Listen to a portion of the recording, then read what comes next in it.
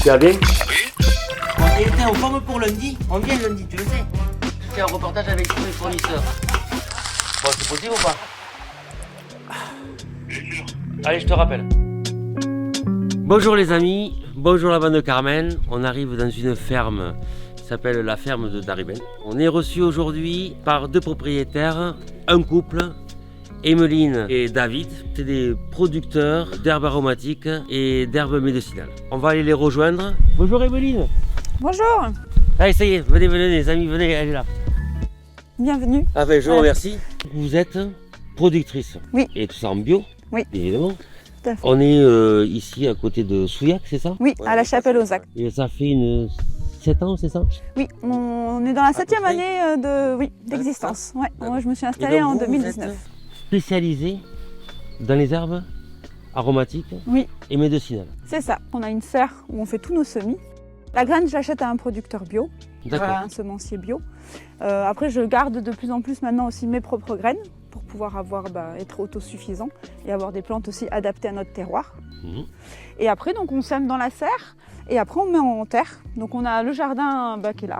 C'est votre production ici? C'est ça. Là, on a 5000 mètres carrés. Ah, quand même. Alors, tout n'est pas cultivé, on travaille par bande. En fait, c'est des bandes d'1 mètre qui font 30-35 mètres de long. Et on a des variétés de plantes, de la sauge, de la lavande, du thym. Voilà, on a toutes les variétés. On a une trentaine à peu près de variétés.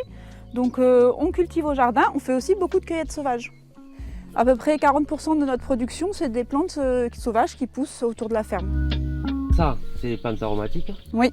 Elles font aussi partie du côté médicinal. C'est ça. En général, les plantes aromatiques, elles ont très souvent un pouvoir aussi médicinal. Et les plantes médicinales sont souvent aussi aromatiques. Comment vous sélectionnez ce que vous allez planter? Là, maintenant, on a à peu près décidé, donc on replante les mêmes fleurs chaque année parce qu'il y a des plantes annuelles, donc on ressème chaque année. Et là, ce qu'on peut voir, le thym citron, ça par contre, on l'a mis en place. Pendant 7 ans, on ne va pas y toucher. Et, quand 7 ans. À peu près, après la durée de vie, c'est à peu près 7-8 ans. Ils commencent à fatiguer après, donc après, on va les renouveler. Voilà, on va en replanter. Mais ceux-là, ils restent en place à un moment. Donc, on reste sur cette base d'une trentaine de plantes. Et après, en fonction, j'ai des recettes, que ce soit pour mes infusions, mes aromates. Et voilà, en fonction, Ah, pour que les gens puissent faire des infusions comme un thé. C'est ça. Après, on transforme tout en produits alimentaires. On fait des infusions, des aromates pour la cuisine, du sirop, de la confiture, des liqueurs. On a fait faire des chocolats aux plantes, du vinaigre infusé, de l'huile infusée. Ah, quand même. Voilà. Vous ne faites pas juste que de la plante, après vous la transformez. Moi je fais des produits transformés, ouais. Et vous le faites donc dans votre On a un atelier. C'est ça, vous avez l'atelier? C'est ça, on a l'atelier sur place, on fait tout sur place. Donc l'hysope, c'est une plante aromatique et médicinale qui est méditerranéenne, qui aime le sol calcaire, qui est très très mellifère, les abeilles adorent ça. Et on s'en sert, nous, pour faire des sirops, des aromates, on fait des liqueurs avec. Moi à la maison je m'en sers frais comme ça sur du fromage frais, du fromage de chèvre battu, des choses comme ça. C'est très puissant. Hein. Moi c'est une plante que j'aime beaucoup, c'est un expectorant, donc c'est très très bon pour les... Un expectorant? Ouais, pour les bronches, voilà. Ça permet de tousser quand on a les bronches vraiment prises, de dégager en fait en toussant. Ah d'accord. Voilà. Mais là tu le prends, quand tu le mets dans de l'eau, c'est ça? Alors comme sec, oui, je le mets dans une infusion pour l'hiver et on le fait infuser et voilà. Ça aide en fait à dégager un peu les bronches. Et après, par rapport au goût, c'est très agréable du coup en cuisine. Le basilic, la mauve, toutes les annuelles, toutes les plantes qu'on plante chaque année. Il n'y a jamais, si cette année j'ai mis le basilic là, l'année prochaine ça sera une autre plante annuelle. Voilà, je tourne pour pas qu'il y ait toujours la même plante, pour pas que ça épuise de la même manière le sol. Ah ouais. Parce que toutes les plantes n'utilisent pas le sol de la même manière. Et oui, il y a des plantes plus gourmandes que d'autres. Ouais. Et ça, tu le ressens? Ça, après, on le voit. Puis, de toute façon, on le dit bien, en agriculture, il ne faut jamais faire la même culture non-stop sur la même parcelle. Enfin, là, ce n'est pas des parcelles, c'est des petits bouts de bande, mais on ne fait jamais la même culture. Voilà, donc, tu alternes? Ouais. Donc, ça, c'est de l'agastache? Ouais. Je vous laisse sentir, vous allez me dire à quoi ça vous fait penser. Vraiment, il faut ne pas hésiter à la froisser. Anis. Ouais, anis. Et il y a une autre petite note aussi un peu. Le poivre? Et un peu de réglisse, non? On dit que ça a des notes un peu d'anis et de réglisse. Plante qui est très bonne pour la digestion, comme toutes les plantes anisées, hein, c'est souvent digestif. Voilà. Moi j'aime beaucoup celle-ci. Oh là là. Elle est beaucoup plus... Ça c'est magnifique. Ouais. C'est différent de la menthe verte, c'est plus frais un peu, plus poivré aussi. C'est plus fin que la menthe verte, je trouve. Puis c'est fort, on est plus savoureux. Des herbes, on est d'accord là. Tout, des herbes, on fait tout à la main. Ouais. Il n'y a pas de machine, il n'y a pas de... Non, on fait tout à la main. Ouais. Tu vas y passer un temps de... Ouais, c'est un gros poste du boulot, ouais. Ouais. Après, on pourrait se simplifier hein, en plantant sur bâche ou autre. Hein. Ouais. Mais on n'a pas fait ce choix-là. Mais du coup, on paille quand même beaucoup avec l'herbe de tonte, avec le foin, la paille. Donc, on arrive quand même à un peu de broyat de branches, de jeunes branches. Et on arrive comme ça quand même à essayer d'éviter un peu trop, que ça s'enherbe un peu trop. Et d'année en année, on voit que le travail paye parce qu'on désherbe plus facilement. Ouais, de moins en moins et de plus en plus facilement quand même. Je peux te poser une question? Ouais. Je vois que tu as des chevaux. Oui. Et les excréments de chevaux. Oui. Du coup, on ramasse.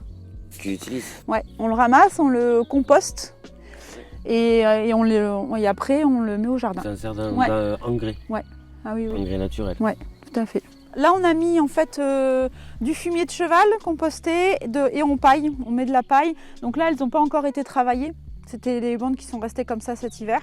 Et là, dans les jours à venir, on va venir travailler le sol et on va planter tout ce qui est dans la serre. On va aller voir. Donc voilà, la serre avec tous les plants. Ah oui, donc là déjà, on sent que... Ah, il fait meilleur. Il fait plus chaud oui. Et il y a plus d'humidité. Et oui, parce que du coup, il n'y a pas d'évaporation, ça... Et ça, c'est important. Reste. Ça, c'est important pour que les plantes, notamment le basilic, pour que le basilic puisse pousser, il faut quand même de la chaleur. Donc là, le basilic, il est encore petit, il ne va pas encore aller tout de suite en terre. Mais tout ce qui est là, ici, ce sont des mauves, là, ce sont des bleuets, et là, des soucis. Ça, là, dans la semaine qui arrive, j'ai du boulot en perspective. Tu peux peut-être un peu expliquer parce que alors, tout le monde ne connaît pas. Ouais, la mauve, ça fait un peu comme la rose trémière, ça fait une grande plante. Et on récolte les fleurs. Et tu en fais quoi déjà? On met les fleurs, on les met dans l'infusion. L'infusion. Voilà, ça donne une jolie couleur bleu turquoise un peu à violet. Quelque chose de la mauve, c'est un adoucissant, on va dire. Ça, en fait, on dit que c'est ce qu'on appelle un mucilage. Donc ça vient tapisser les parois des tissus un peu irrités. Donc quand on a la gorge irritée ou les intestins un peu irrités, c'est une plante qui va adoucir. Et le bleuet, le souci, nous on s'en sert surtout pour le côté esthétique dans les infusions pour donner de la couleur. Donc le bleuet, le côté bleu dans les herbes aromatiques, donc c'est avec les pétales de bleuet sur la viande, des choses comme ça, c'est très joli. Et le souci, pareil, on le met dans les aromates parce que les pétales orange c'est joli. Et dans les infusions pour vraiment donner de la couleur, pour avoir ce côté esthétique aussi de l'infusion. D'accord.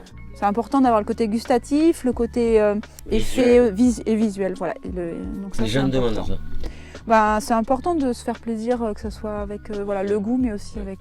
Comme une assiette, comme un plat. C'est ça. Hein. Alors, il y a des saisons. On va récolter tout l'été, mais en fait par période.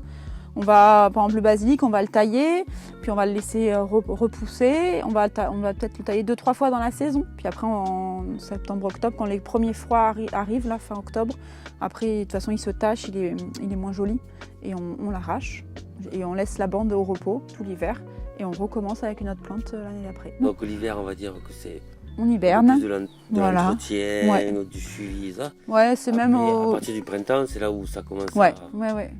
Là, il faut y être. Ouais. Janvier-février, même au jardin, on fait quasiment rien. On est plutôt à l'atelier, en train de transformer un peu, de prendre de l'avance sur les transformations, sur le tri. Et on se repose aussi, parce qu'on sait qu'après, on va attaquer pour la saison. Ouais. Je te propose qu'on aille à l'atelier. Ouais, on peut aller voir l'atelier. Que tu puisses nous montrer le après, quoi. Ouais. La transformation, avec plaisir. Tout ce que tu fais derrière.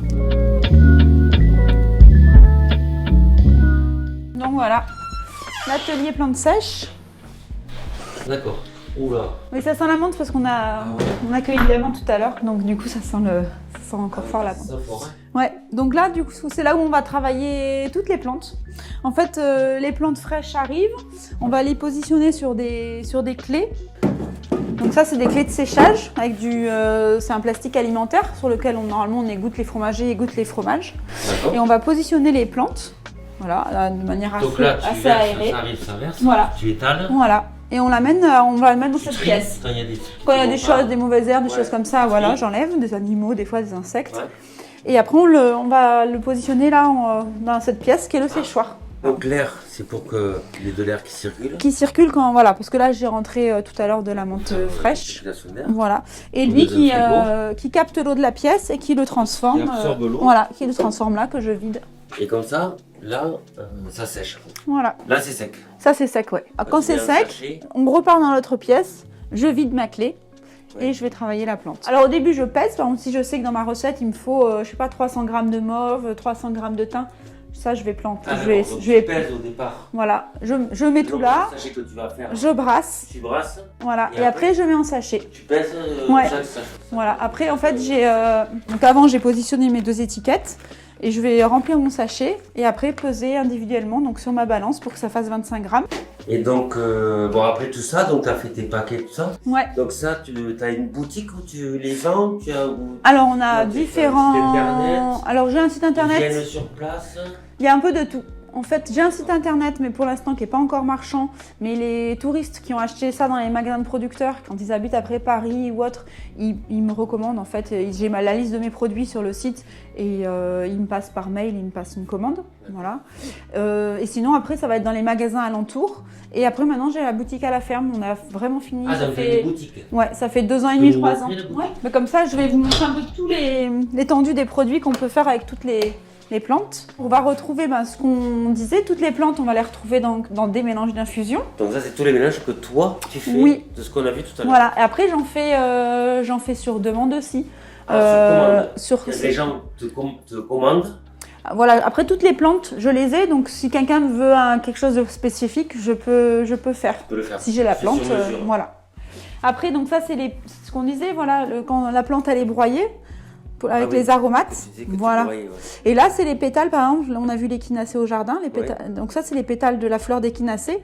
Donc ça, c'est l'aromate pour le poisson. Ça permet d'avoir ce côté un peu esthétique. Et les bleuets, par exemple, on va les retrouver dans les aromates pour la viande, les légumes, tout ce qui va être chaud. Donc ça, voilà, sur la viande, c'est pareil, D'accord. C'est assez joli. Et pour les soucis, les pétales orange, on le retrouve dans le mélange pour les salades. Ah ouais, c'est très joli. Voilà.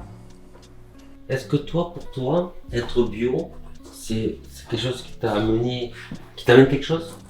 Je sais pas si ça m'amène. Enfin, en tout cas, il n'y avait pas de. Pour moi, c'était en plantes aromatiques et médicinales, c'était évident qu'on soit bio de toute façon.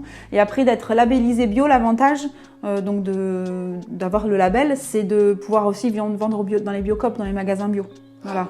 Si on n'a pas le label, même si on cultive de manière bio, si on n'a pas le label, on ne peut pas accéder à ce genre de magasin. Et ça pour toi, c'est voilà. important. Et ça, c'est important, notamment nous, on a un Biocoop à Souillac. Ça permet que les locaux puissent acheter.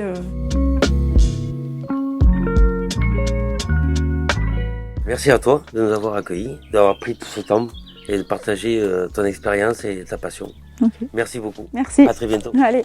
À très bientôt. Au revoir. On se retrouve chez Carmen. Je vais vous faire une infusion. Ça va pas tarder, ça. Allez, bisous.